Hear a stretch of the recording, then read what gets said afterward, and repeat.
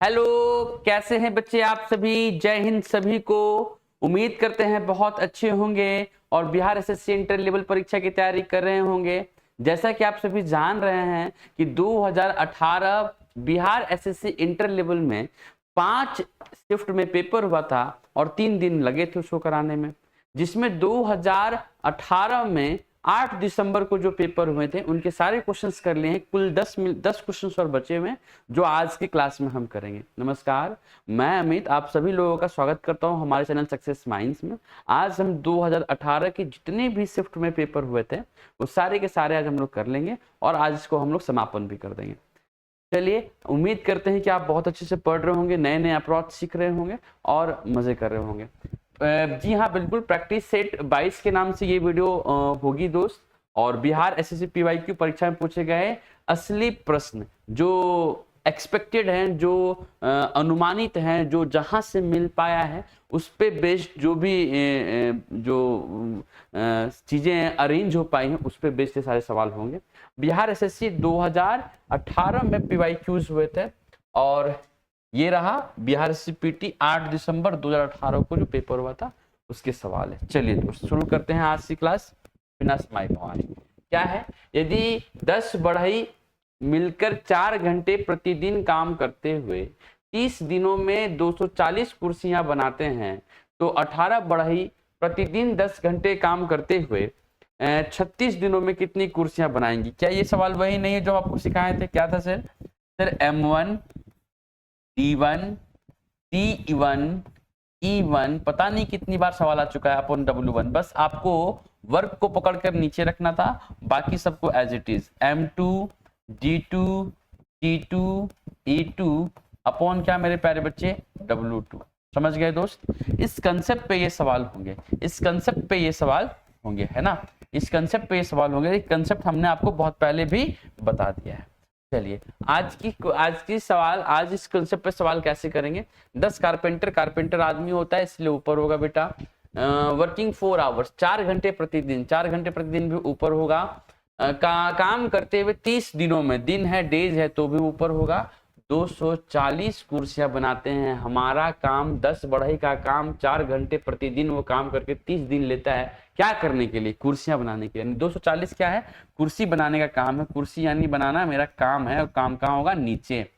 और क्या दे रखा है? तो 18 बढ़ई 10 घंटे, एक दिन में 10 घंटे प्रतिदिन काम करते हुए 36 दिन लेते हैं और 36 दिन में वो कितने कुर्सियां बनाएंगे, कितने चेयर बनाएंगे, कितने चेयर बनाएंगे, ये सवाल में पूछा है मेरे प्यारे बच्चे। ठीक है, तो सवाल हमको कैसे बनाना था? बिल्कुल देखिए, आसान बात है। क्या है सर? 10 से 10 का हैप्पी बर्थडे हो गया, 4 से 36 का हैप्पी बर्थडे हो गया, कितने बार में? 9 बार में।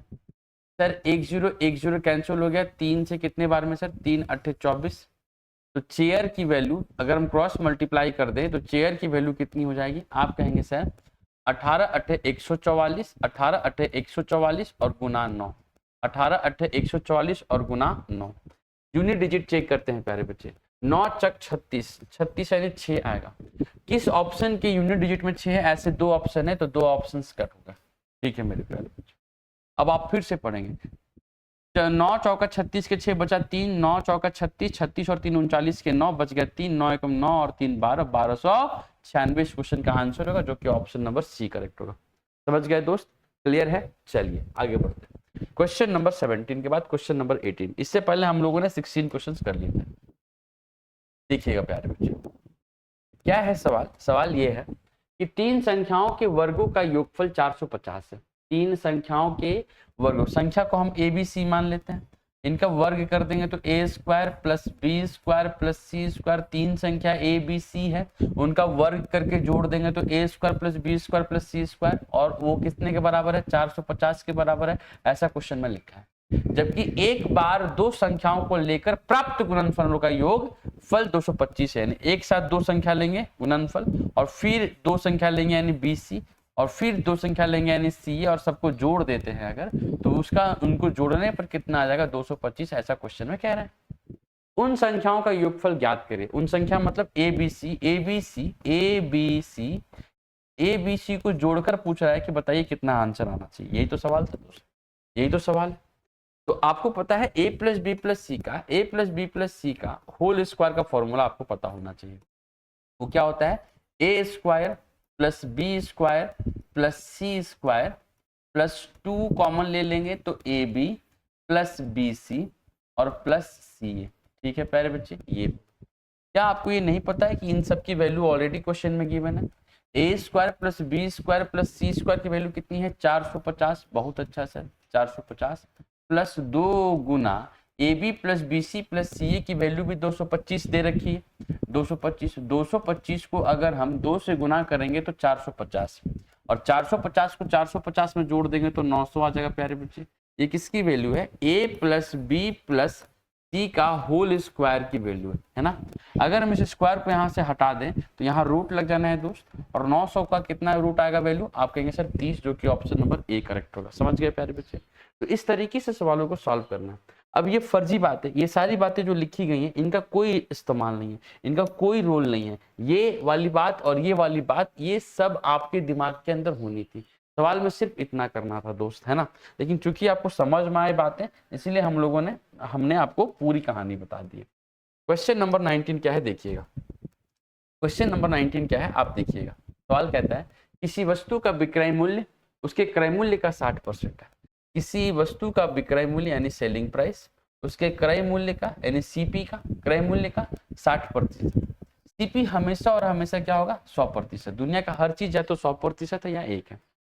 अगर सीपी 100 है तो 100 का 60% कौन है, 100 का 60% कौन है, सेलिंग प्राइस। 100 पे कोई भी मान उतना ही होता है यानी 60 ही होगा।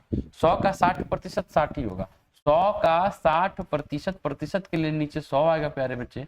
100 कैंसिल तो कितना आएगा, 60। क्या आएगा बच्चे, 60। क्या आएगा, 60। आप बोलेंगे ठीक है। हम इसको अगर रेशियो में बदल ले, तो 20 से कट रहा है, 20 या 60, 20 25 100। यानी कोई वस्तु हमने 5 रुपए में खरीदा है और 3 रुपए में बेचा है। अगर 5 रुपए का सामान 3 रुपए में बेच रहे हैं तो हमको 2 रुपए का क्या हो गया, लॉस हो गया। 2 रुपए का क्या हो गया, लॉस हो गया। और लॉस और प्रॉफिट हमेशा और हमेशा किस पे होता है, सीपी पे होता है। सीपी कितना है, 5। 2/5 2/5 को जैसे ही 100 से गुना करेंगे तो वैल्यू आ जाएगा बेटा 40%। ऐसे हमने आपको बता रखा है कि आपको फ्रैक्शन की परसेंट वैल्यू और परसेंट में फ्रैक्शन की वैल्यू दोनों आपको याद होनी चाहिए, एकदम टिप पे होनी चाहिए। 40% इस क्वेश्चन का क्या होगा, आंसर होगा। चलिए आगे बढ़ते हैं। Question number 20। क्वेश्चन नंबर 20 में क्या कहता है सुनिएगा। क्वेश्चन नंबर 20 में क्या कहता है सुनिएगा। एक परीक्षा में 60% विद्यार्थी भौतिक में सफल हुए। 70% विद्यार्थी अंग्रेजी में एवं 45% विद्यार्थी दोनों विषयों में सफल हुए। यदि 45 विद्यार्थी दोनों विषयों में असफल हुए हैं तो विद्यार्थी की कुल संख्या ज्ञात करें। देखिए इस क्वेश्चन को वेन डायग्राम से बनाना ज्यादा आसान होगा। देखिए हम आपको समझाते हैं क्या कहना चाह रहे हैं।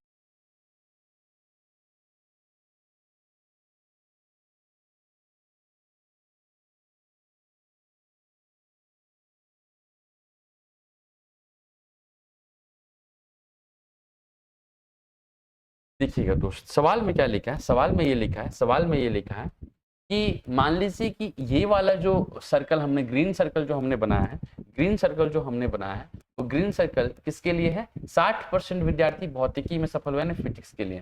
फिजिक्स में टोटल 60% विद्यार्थी है और ग्रीन वाला जो सर्कल हमने आपके लिए बना के दिखाया है वो क्या है बेटा, तो आप बोलेंगे सर वो है फिजिक्स के लिए। ठीक है।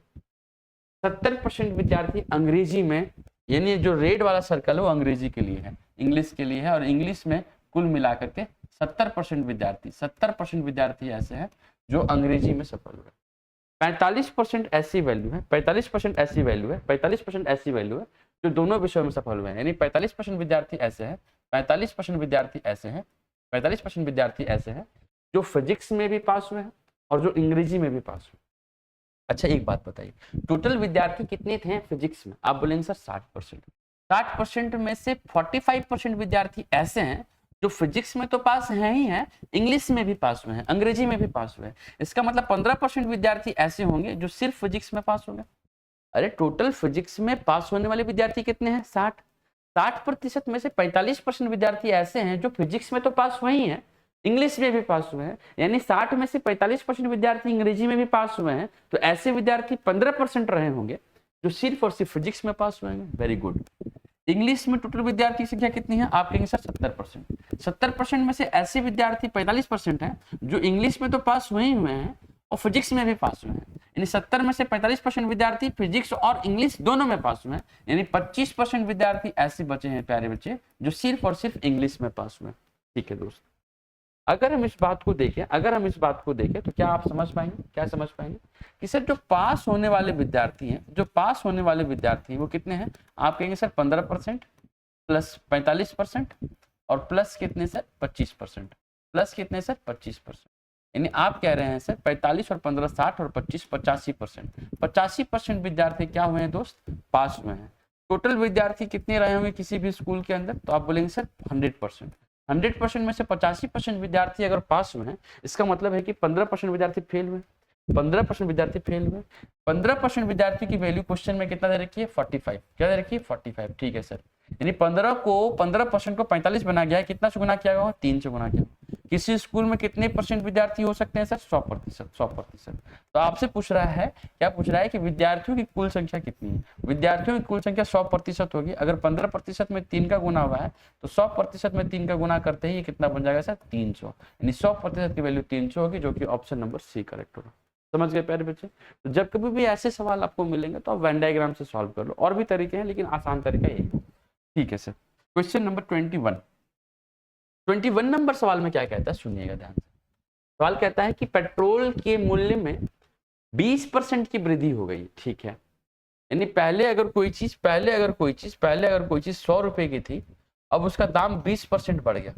100 पे कोई भी प्रतिशत वैल्यू उतनी ही होती है। 100 का 20% 20 ही होगा। 20 रुपया बढ़ गया तो उसका दाम कितना हो गया सर? 120। यानी पेट्रोल की मूल्य पहले अगर 100 रुपए रही थी, अब 20% की वृद्धि हो गई तो पेट्रोल की दाम कितनी होगी? 120। एक कार मालिक को पेट्रोल की खपत कितनी प्रतिशत की कमी करनी चाहिए ताकि पेट्रोल पर किए गए व्यय में कोई वृद्धि ना हो? अब जो जितना पेट्रोल पहले 100 रुपए का मिलता था, उतना ही पेट्रोल अब लेने के लिए हमें 120 रुपए देना पड़ेगा। इसका मतलब ये है कि जितना दूरी हम 100 रुपए के तेल से जाते थे, अब उतनी दूरी जाने के लिए हमको 120 रुपए का तेल जलाना पड़ेगा। और मेरे पास उतने पैसे हैं नहीं, तो हमें 20 रुपए की दूरी कम करनी पड़ेगी। यानी 20 रुपए की दूरी कम करनी पड़ेगी। 20 रुपए की दूरी कम करनी पड़ेगी। 20 रुपए की दूरी कम करनी पड़ेगी। कितने में प्यारे बच्चे? आप बोलेंगे सर 120 में। सर 20 और 120 का फ्रैक्शन वैल्यू कितना आएगा? आप कहेंगे सर 1/6। कितना कहेंगे सर? 1/6। और 1/6 की फ्रैक्शन वैल्यू यानी गुना 100 करते ही 1/6 में 100 गुना करते ही ये परसेंट में बदल जाएगा और हो जाएगा 16/2/3%, जो कि ऑप्शन नंबर डी करेक्ट है। समझ गए प्यारे बच्चे? तो सवालों को आपको ऐसे बनाना होगा। ठीक है, चलिए आगे। क्वेश्चन नंबर 21 के बाद क्वेश्चन नंबर 22 क्या बोलता है, सुनिएगा। सवाल कहता है दोस्त कि तीन संख्याओं का योगफल 210 है। तीन संख्याओं का योगफल क्या है? 210 है। तीन संख्याओं का योगफल क्या है? 210। तीन संख्याओं का योगफल क्या है? 210 है। ठीक है सर, तीन संख्याओं का योगफल क्या है? 210 है। ठीक है, तीन संख्याओं का योगफल क्या है? 210 है। आगे लिखता है पहली संख्या दूसरी संख्या की 2 गुनी एवं तीसरी संख्या की 4 गुनी है, एवं तीसरी संख्या की 4 गुनी है। ठीक है, तीसरी संख्या क्या है? 4 गुनी है। तो सवाल में पूछा है सबसे बड़ी संख्या क्या है। यानी एक संख्या ऐसी है, पहली संख्या, जो दूसरे को भी रिलेट कर रही है और तीसरे को भी रिलेट कर रही है। ऐसा सवाल हमने आपको बहुत बार बता रखा है।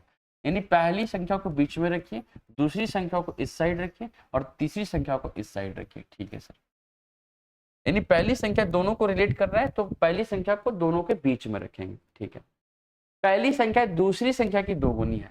पहली संख्या दूसरी संख्या की 2 गुनी। अगर दूसरी संख्या को हम 1 यूनिट मानते हैं तो उसका 2 गुना कितना हो जाएगा? 2 यूनिट। क्या ये बात समझ आई आपको? ठीक है सर। आगे लिखता है तीसरी संख्या की 4 गुनी है। पहली संख्या तीसरी संख्या की 4 गुनी है, यानी तीसरी संख्या 1 यूनिट की है तो पहली संख्या 4 यूनिट की होगी। एक बात एकदम तय है। ठीक है सर, एकदम ठीक। लेकिन पहली संख्या एक बार 2 यूनिट, एक ही जगह पे एक बार 2 यूनिट और 4 यूनिट नहीं हो सकती, तो हम 2 को 4 बनाएंगे। 2 को 4 बनाने के लिए हम कितना गुना कर देंगे सर? 2 का गुना कर देंगे। जैसे ही 2 का गुना करेंगे तो 2 में 1 गुना करते ही 2 और 2 में 2 गुना करते ही 4 हो जाएगा। इसका मतलब ये हो गया सर कि 2 से गुना करते ही ये 2 हो गया और 2 गुना 2 कितना हो गया? 4। पहली संख्या यहाँ भी 4 है, यहाँ भी 4 है। अगर पहली संख्या यहाँ भी 4 है, यहाँ भी 4 है तो कोई दिक्कत नहीं है। इस एक को उठा करके इसके बगल में लिख देंगे। यानी कितना हो जाएगा सर 2:4:1 इस कंडीशन के अकॉर्डिंग। अब सवाल में क्या लिखा, अगर तीनों संख्याओं को हम जोड़ दें, तीनों संख्याओं का योगफल 210 है, 2 और 4 6, 6 और 1 7, यानी 7 यूनिट अगर हम जोड़ देते हैं तीनों संख्या को तो 7 यूनिट मिलता है। जो संख्या 7 यूनिट है उसकी वैल्यू कितनी दे रखी है 210, कितनी दे रखी है 210, यानी 7 यूनिट की वैल्यू 210 है। तो 1 यूनिट की वैल्यू कितनी होगी, आप कहेंगे सर बिल्कुल इसमें हमने 30 का गुना किया होगा, 30 का गुना किया होगा। सबसे बड़ी संख्या पूछ रहा है, इन तीनों संख्या में सबसे बड़ी संख्या 4 यूनिट है। अगर 1 यूनिट की वैल्यू 30 है तो 4 यूनिट की वैल्यू कितनी रही होगी प्यारे बच्चे, आप कहेंगे सर 120, जो कि ऑप्शन नंबर सी दिख रहा है और यही करेक्ट होगा। समझ गए दोस्त? चलिए आगे बढ़ते हैं। क्वेश्चन नंबर 22 के बाद क्वेश्चन नंबर 23 क्या है सुनिएगा। सवाल कहता है 12 व्यक्ति प्रतिदिन 6 घंटे काम करते हुए 20 दिनों में एक काम को पूरा करते हैं। उसी काम यानी काम बराबर है, उसी काम को कितने व्यक्ति प्रतिदिन 12 घंटे काम करते हुए 8 दिनों में पूरा करेंगे। देखो वही सवाल है जो अभी हमने कराया था, वही सवाल है जो हमने अभी कराया था। क्या करना था, 12 व्यक्ति है तो ऊपर है जी, प्रतिदिन 6 घंटे है, 6 घंटे है तो ऊपर, ठीक है सर। 20 दिनों में पूरा करते हैं, 20 दिन है तो ऊपर। एक काम को पूरा करते हैं, एक का मतलब यहाँ एक है। उतना ही काम करने के लिए उसी काम को कितने व्यक्ति का मतलब मैन के बारे में आपसे पूछ रहा है। प्रतिदिन 12 घंटे काम करते हुए 8 दिनों में पूरा करेंगे, 8 दिनों में पूरा करेंगे। बहुत अच्छा सर, ये तो सवाल था मेरे प्यारे बच्चे। तो ये एक और एक को अगर हम ना भी लिखे तो बात कोई दिक्कत नहीं। कारण क्या है सर कि सर दोनों की जगह पे काम बराबर है, काम बराबर है तो काम का कोई मतलब नहीं है, काम बराबर है तो काम का कोई मतलब नहीं है, काम बराबर है तो काम का कोई मतलब नहीं है। अगर काम का कोई मतलब नहीं है तो हम उसको लिखेंगे भी नहीं। सर 12 से 12 क्या हो गया कैंसिल, ठीक है। 4 से 4 दूना 8, 4 से 4 पचे 20, 2 से कितना बार में सर 3 बार में, यानी कितने मैन की आवश्यकता होगी, आप कहेंगे सर 15 मैन की आवश्यकता होगी, जो कि ऑप्शन नंबर डी करेक्ट होगा। लीजिए इस टाइप के सवाल आपसे एग्जाम में पूछा जा रहा है। आप समझ पा रहे इस बात को मेरे भाई? ठीक है। क्वेश्चन नंबर 24 में क्या कहता है सुनिएगा। 24 में क्या कहता है सुनिएगा। रमेश को एक निश्चित संख्या में 40 से गुना करने के लिए कहा गया।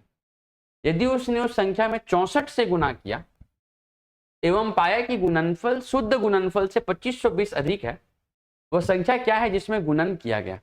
ए देखो मेरे भाई, सुनो मेरी बात, सुनो ध्यान से सुनो दोस्त। सवाल में क्या है, सवाल में ये है कि कोई संख्या है हमें नहीं पता, कोई संख्या हमें नहीं पता, हम मान लेते हो संख्या n है, मान लेते हो संख्या n है, मान लेते हो संख्या n है। उस n में किससे गुना करने को कहा गया, 46 से गुना करने को कहा गया, 46 से गुना करने को कहा गया। लेकिन उसने उस संख्या में 64 से गुना कर दिया, 64 से गुना कर दिया। आप हमको एक बात बताओ, कोई संख्या है अगर हम उसमें 46 गुना करें, उसी संख्या में अगर हम 64 गुना करें तो बड़ा कौन होगा? आप बोलेंगे सर 64 गुना बड़ा होगा।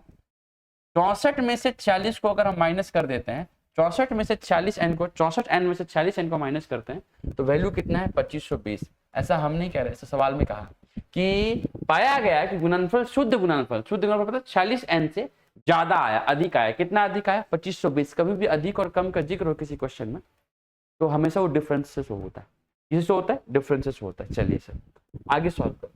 64 n में से 40 n घटेगा तो आप बोलेंगे सर 14 में से 6 जाएगा 8 और 5 में से 4 जाएगा 1, 18 n। 18 n की वैल्यू कितनी है प्यारे बच्चे? आप कहेंगे सर 2520। आपसे n की वैल्यू पूछा, 18 के पहाड़ा से काट दीजिए, 18 एकम 18, 18 एकम 18, 18 चौका 72 और 0, यानी n की वैल्यू कितनी आएगी दोस्त? आप कहेंगे सर 140। आप कहेंगे सर 140, जो कि ऑप्शन नंबर ए करेक्ट है, ऑप्शन नंबर ए करेक्ट है। समझ गए मेरे प्यारे भाई?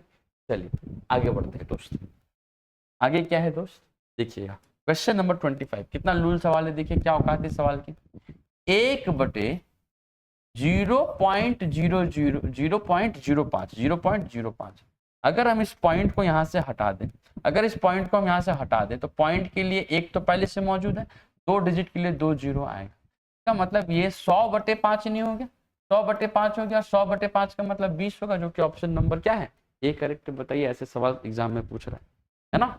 चलिए आगे क्वेश्चन नंबर 26। और इस वाले एग्जाम में कुल मिला के गणित के 26 प्रश्न ही पूछे गए थे। 50 में से 26 प्रश्न, यानी 50% से ज्यादा 26 प्रश्न पूछे गए थे और बिल्कुल मजेदार सवाल। देखिए सबसे छोटी अभाज्य संख्या मेरे भाई 2 होती है। सबसे छोटी अभाज्य संख्या क्या होती है प्यारे बच्चे? अभाज्य संख्या अगर किसी को नहीं मालूम है तो क्या होगी अभाज्य संख्या? अभाज्य संख्या क्या होती है? अभाज्य संख्या वैसी संख्या होगी, अभाज्य संख्या वैसी संख्या होगी जिसके हमेशा दो ही गुणनफल होंगे, जिसके हमेशा दो ही गुणनफल होंगे। वैसी संख्या, वैसी संख्या, वैसी संख्या, वैसी संख्या जिसका दो फैक्टर मौजूद हो, दो फैक्टर, दो फैक्टर ही हो, दो फैक्टर ही हो, दो फैक्टर ही हो, दो फैक्टर ही हो। एक वो नंबर इटसेल्फ, वो नंबर इटसेल्फ, और एक वन। यानी प्राइम नंबर होने के लिए वो नंबर खुद और वन से कटना चाहिए, है ना। तो सबसे छोटी value one, one neither prime nor composite. One एकमात्र ऐसा नंबर है जो सिर्फ अपने आप से कटता है ना। तो उसका दो फैक्टर तो नहीं हुआ, उसका एक ही फैक्टर खुद वो हुआ। लेकिन हम कह रहे हैं कि प्राइम नंबर वो होता है, प्राइम नंबर वो संख्या जिसके दो फैक्टर, एक वो खुद और एक वन। तो ऐसी सबसे छोटी वैल्यू कौन होगी? दो। कौन होगी दोस्त? दो। दो एक ऐसी छोटी वैल्यू है और एकमात्र सम संख्या है जो प्राइम भी है ना। तो इसी खूबसूरत बेकार से सवाल पे आज की सेवा हम समाप्त करेंगे और फिर मिलेंगे आपसे नेक्स्ट वीडियो में, जबकि हमने आपको 2022, 2020 मेंस, 2018, अब 2017 में भी पेपर हुआ था, उसको हम लोग कराएंगे। और उम्मीद करते हैं कि आप बहुत अच्छा से पढ़ रहे होंगे, सेशन को लाइक कर रहे होंगे। नहीं कर रहे हैं तो अगर पसंद आता है तो बिल्कुल करिए, शेयर जरूर करिए, दोस्तों को बताइए। जल्दी ही आप लोगों का बिहार एसएससी का पेपर होना है। आज की सेवा इसी खूबसूरत सवाल के साथ समाप्त करते हैं। मिलते हैं आप लोगों से नेक्स्ट वीडियो, तब तक के लिए जय हिंद दोस्तों।